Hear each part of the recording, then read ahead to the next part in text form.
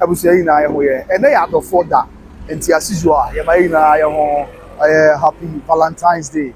and akwaya do for day mesre se yi na ye nkyere do ye na odo di emfa nkyere yi na ye ho na ye nsire nyame se ono a emfa ye enkomra ono a maye ma odo ntena zanza o kan kyerosem kra o se asem na wiye ni se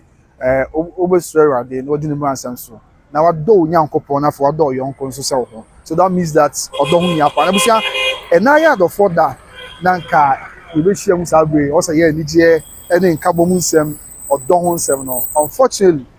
yanti asem de e wo ye man Ghana ma san se net day Valentine's Day ado for day atorenchema kese awdo ene esi wo Ghana ha sabre am no kase de busia eni ai de japa na ha dwen say nipa bebre ena net day am no kase o ma hwe o mo krankwa e wo ado for that I mean Valentine's Day net day am no kase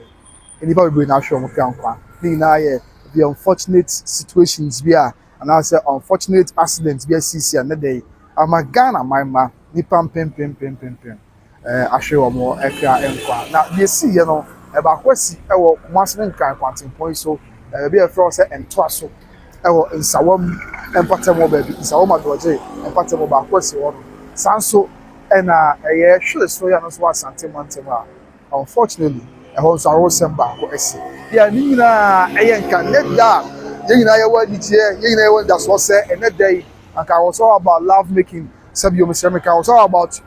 showing love to one another no unfortunately ankoba ne sa ama chese ensem nani aye deja kakra na nyame hu ye nyina mobo na omo ye ho ban na oni efiri muso ni esen na ye wura mai ensem na esi na nkasa na mu nchemu ni say first of all the asi awon sa wo mu patem ho eye nkan ni kuma sem patem no ye nhya se efiri ho no afiri wi a ye run sama do ya esi nsumu ya be hwe no so enti na me gusu anu cheche no the asi ye ewo aye nsa wo patem ho kura friend say ento aso no ni na ne say na tanka akase yi bi free ensawam akwan no so abokumase na no ena obi nim de si airport ena no obi nim de si airport ya ebra nam kwan so na abokumase no a ebutu ye se won se ne etimi kopem na dan ye butu ye se ne ekoy ma ne ade ma o se Ghana ha ye taye mistake bi se ti ase na mbisa na petrol ni ade afuo no ye ewomu abon se ebutu ya enya akwansia ebinom ntombo ase enhwe se bia o we dia asurenchem na aba entini kwanse ekokoye ni bia ensem fata obia kwa no pese okosisa oyo no se petrol se fuel no pese okọ no go fa bi free okọ because asurenchem aba entini e na se enya di fodi ti enkonye go fa bi free onom eno na si ya se bi bra ka no dane butu ye no enipa mpempi wonu dia no obia pese okọ na okosisa bi obia pese okọ na okofa petrol bi bia pese okọ na okosisa fuel ni bi no de exactly also na fire mpanyifo ni the positive for na e bon kai e bon ko se da bi sa die we ya dia I mean since time immemorial time and time without number amai mu mpanyifo kasetia se tia se na bi ti opa na tanker ani ade bi ekura you know fuel ni ade se kunyan kwanhia sa mo obi amenho was the more na ni pe be ono ya mi ampata na ko tefa so a na ko hwe di pampa but unfortunately anybody bi ko bohura a wasa abre no se chinchinia omo di omo ntie hwe omo bese na na omo guzo se sa report se e ko trigger ye e ma eja so mu asabe am no kase de nipa miensa sabe am no kase omo aye nyame dia ya omo nka tias for and aside nipa miensa abusia omo aye nyame dia no nipa ni bi so wa da bi omo da sabe no eni enyan pa nipa ni bi wa sabe bi omo da no ebinum da emergency ward e won sa wo maban ya resabia eni resabia kese awdo aka ewo Eastern region any man Ghana mu ni na ne sabio mesemeka negligence bia emu bi ye because asem we me kwa sabio me akwado is em panifo ka da say saturenchem ana say tiase na bi ekonya akwanhia sa na esue bi sa mo bi ameho e mo bi akọ so ko sabi but then sometimes no I think say dia ye hu ni ama ne kakra bi ebenya fumunti e na enuanum akoye sa de ya ama say nipa miensa report ayensa ka ya mpanyifo a confirm reports say enipa miensa na aye nyame dia and aside nipa miensa no so ye woni nipa ni bi ho a omo critical condition pa anti asem si ne ya abusia ene ya 5 am report yensa kan say ena homachi ya no num pepepepe e na atorenche mi sie e bra na tanka ya ka wasemi e free nsawom that is Accra Kumasi road no so aba Kumasi asantemam ha e na prekope sebi e ko butuye no e na pejbo de mo bi ama ho because se talim betum se sia na se ekenya betin akofo ha na amane aba but yemi anu mo nti e na believe na share o mo nsem e ba ho asebi o mo guso se esa no a na report an sa kan se inim ye free so e bete baya homam se ni da ne butuye let fast was abia no kasa de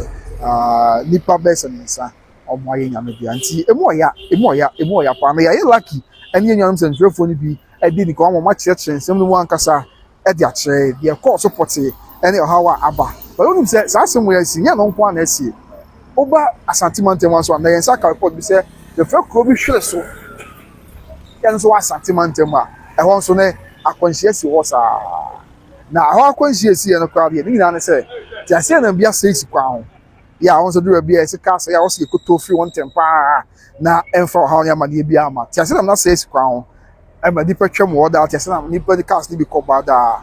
e na yenim de free so e bete ba ho memu a se bi ka bi kokko boom e men no so sabi am no ka se eni pa no bi e bi o mo dan mo den pa e bi o mo den ti kan ya do for da e na ya da yi na ye ka bom ye nyame ya da nyame ase na fe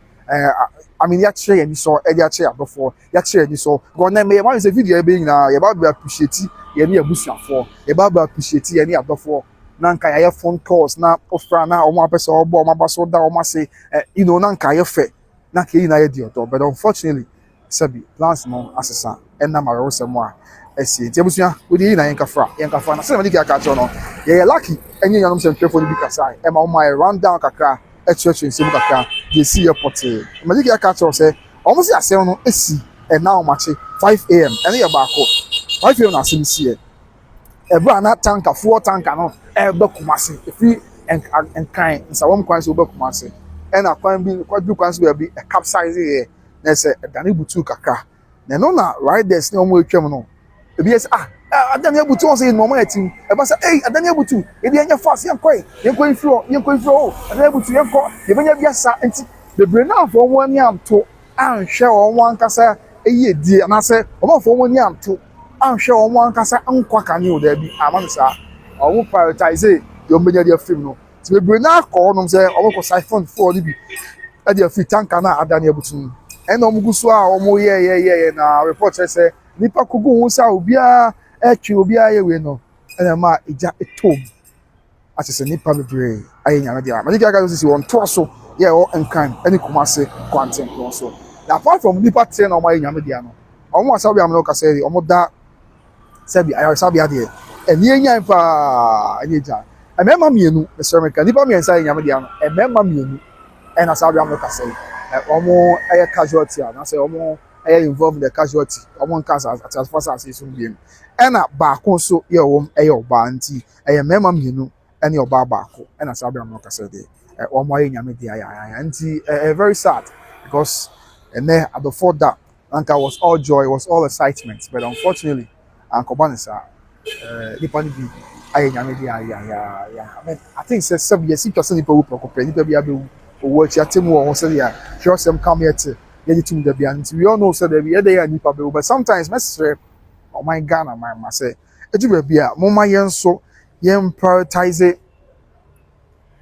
yen kwa was eju be a yen so yen ye bia ye no etimi twi owo de bre abusia yen ye hwe dwumadi ye mutu do say ne yen nim say empanyefo aka no pre bebre empanyefo aka time without number say sa atorenche bi si wo ba bi sa especially say ko ba say atorenche bi si na trase na makasie yi bi na fuel na ade na wo mu a e ma ye mmen ho omaka tuemfo omaka e bi a kire but enkwa nya mienu ye de agro enkwa no nya mienu ani emu bi de agro atata na ma ho ama sabi de so chen ye na say de ye na nwen ho da say o se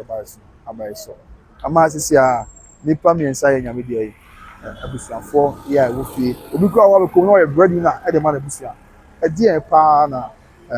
abusia ya ka chire be because there are so many people are in your mind dependency burden and I say dependency ratio say they see what's wrong ti nipa ni bebre wo ho a wo mo ne wo mo ti obi wo man mu a ono adwuma wo ye no ɔyɛ de ma abusua esan sɛ abusua no nyinaa dan no abusua no da so abusua kɔkɔɔfo wankɔ ama a abusua bɛda adidi so ho nti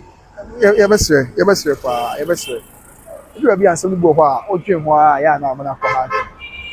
but mama and yes yɛbɛsrɛ bambɔfoɔ mpanyinfoɔ ɛyɛ wɔn aka sɛ I think sɛ aduru mmerɛ bi a ɛwɔ sɛ dabi amobɔ ɛkɔkɔ but bebree naa so ntie te sɛ nyame mfa saa ma sɛ asɛm wɔ bi saa sɛ bi atanka bi na baabi na bibi nti akɔka ne ntimi nkɔ na akɔpem akɔda ne abutu obi a ɔba ho bi amonte no I think that's the best way oh ebi a make say wɔn yɛ sɛ wɔn kɔpɛ bi akɔfa wɔn ne abre ɛyɛ adufu pɛsɛ yɛ kɔsɛ bi ne adeɛ no ebi a na te ase na bi twam nnipa bi wɔn yɛ nyɛ sɛ bi a ɔkɔ akɔpɛ biribi afa o twam na ɔtwam kɛkɛ but then nam obi negligence ni obi ɛsɛ de osi bu na ne gu nyɛ bi sinti na akɔfa owó de abrɛ no ebi a nipa kɔkɔ yɛ saa no ne ho anka bɛdi ɔte nkyɛn baabi no ɛna na ɔkɔhyia ne nkɔnhyia oh which shouldn't be the case nti ɛha adwen paa yes ɛha adwen nti asɛm wɔ aba bɛsi no na adɔfoɔ da yɛ anka yi na yɛahyɛ red ani agye na yɛte ase kuro no unfortunately ɔmo kyerɛ sɛ ɔmo ma yɛ ni ɛda ani gye mu kyerɛ sɛ